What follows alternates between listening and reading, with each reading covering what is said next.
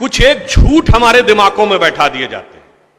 जैसे आप सब ने यह कथा पढ़ी होगी कि एकलव्य का अंगूठा कटवा लिया द्रोणाचार्य ने, पढ़ा है ना आप सब ने? पर यह बताइए कितनों ने महाभारत में स्वयं पढ़ा है? मेरे विचार से हम में से किसी ने भी कभी महाभारत में वह प्रसंग पढ़ा ही नहीं होगा एकलव्य वाला। और अगर हम यह भी विनम्रता से पूछे कि महाभारत के कौन से चैप्टर में है, तो भी शायद हम में से किसी को ध्यान नहीं होगा कि महाभारत के वन पर्व में एकलव्य का उल्लेख है। मगर देखिए मार्क्स और मैकाले का प्रभाव कि हमारे दिमागों में ऐसा भरा हुआ है कि हम ग्लानि से आबद्ध हैं बगैर पढ़े हुए। अब मैं आपसे कहूंगा, जाइएगा, जाकर पढ़िएगा। अवेलेबल हो तो इंटरनेट पे जाके सर्च कर लीजिएगा, ना हो तो जो महाभारत सीरियल आया था उसका एपिसोड जाके यूट्यूब पे देख लीजिएगा। कि किस्सा यह था कि जब आपको, चाहे आपने कथा सुनी होगी कि कुत्ते का मुंह बाणों से भर गया था, जो एकलव्य ने तीर चलाए थे, और जब वह तीर अर्जुन निकालते हैं तो उस कुत्ते के मुंह में एक खरोंच तक उस बाण से नहीं आई होती है, तो वो चौंक जाते हैं क्योंकि ये सामान्य तीर नहीं है। उन्होंने कहा तो दिव्य अस्त्र है कि मुंह में पूरा तीर से भर गया मुंह और इसके बाद भी एक खरोंच नहीं आई। आप कहेंगे दिव्यास्त्र का मतलब क्या? दिव्यास्त्र का मतलब यह है, जैसे रशिया यूक्रेन की लड़ाई चल रही है ना, इससे पहले मिडिल ईस्ट की लड़ाई देती थी, तो जो मिसाइल जाती है वो लेजर गाइडेड जाती है, जिस बिल्डिंग पे गिरना उसी बिल्डिंग पे गिरती है, अगल बगल पे नहीं गिरती, क्योंकि the direction is precise to the meters. पर अगर मुंह के अंदर जाए और खाल पर खरोंच ना आए, इसका मतलब it is so much strongly guided that it is precision to the micrometers. तो जब ये वो देखते हैं ये दिव्यास्त्र चलाना, तो उन्होंने कहा दिव्यास्त्र राजा चला सकता है, ये कैसे सीखा इसने? तो जब द्रोणाचार्य उससे पूछते हैं कि तुमने ये किससे सीखा, तो कहता आपसे सीखा गुरुजी। कहते मैं तो तुम्हें जानता नहीं, बालक तुम अपना परिचय दो। अब यहीं पर बिंदु है। एकलव्य क्या कहता है? मैं मगध नरेश जरासंध के प्रधान सेनापति हिरण्यधनु का पुत्र एकलव्य।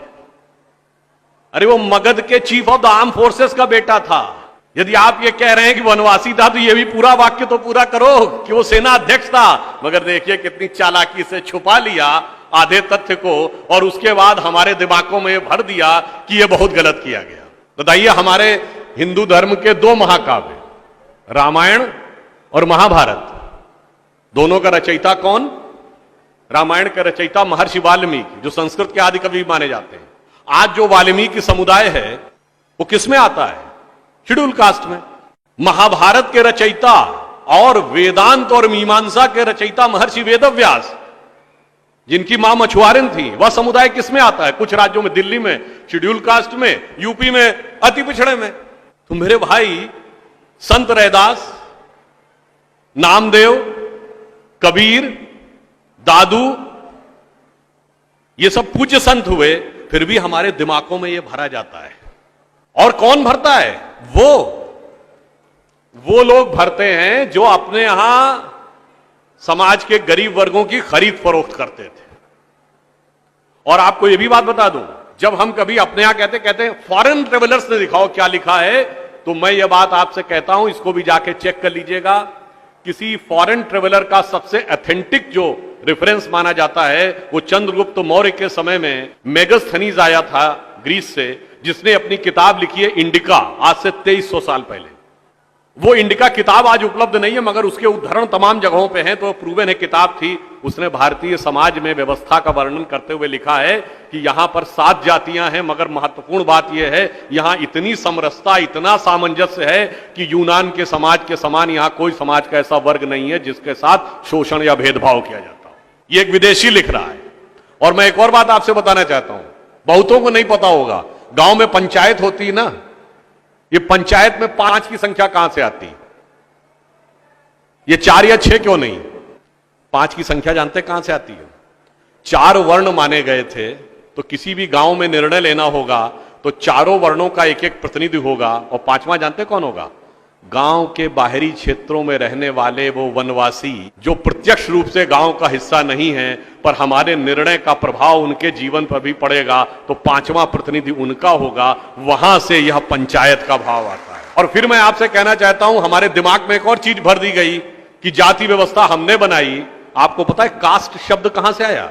ये कास्ट अंग्रेजी का शब्द नहीं है, ये पुर्तगीज भाषा का शब्द है। और 1931 में जो अंतिम जनगणना जाति के आधार पर उसमें 4114 जातियां हैं हिंदू समाज में, जिसमें अब 6000 बताई जाती हैं। मैं चैलेंज करके पूछता हूं, कोई दिखाओ तो किसी धर्म ग्रंथ में 6000 जातियां लिखी हो, और जहां लिखी उसमें इससे ऊंचे ये, इनके नीचे ये ऊंचा ये नीचा, कौन से धर्म ग्रंथ में लिखा है? ये माली ऊंचे की तेली ऊंचे, सुनार ऊंचे कि लोहार ऊंचे, कहां लिखा है? जानते हैं कहां लिखा है?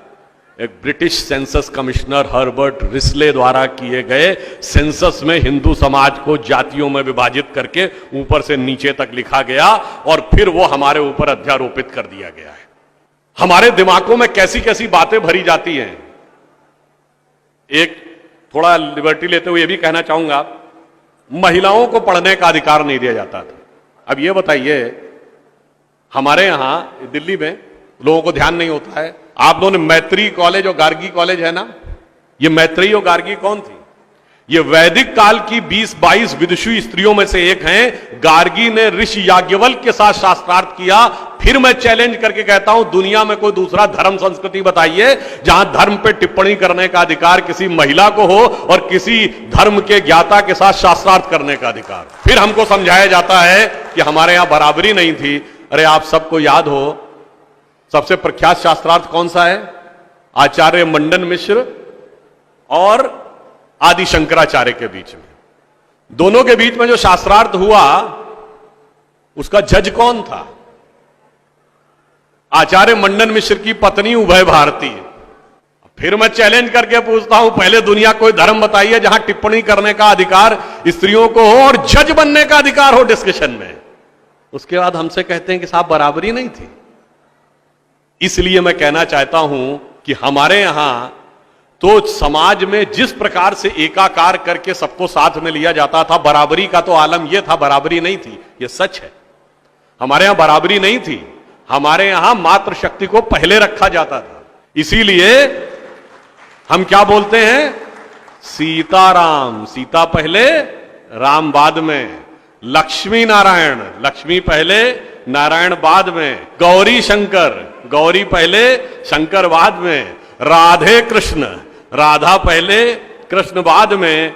माता पिता, माता पहले पिता बाद में। और इसीलिए हमारे जितने भी प्रतीक हैं, भारत भी माता है, धरती भी माता है, प्रकृति भी माता है, गीता भी माता है, गंगा भी माता है, गाय भी माता है, गायत्री भी माता है।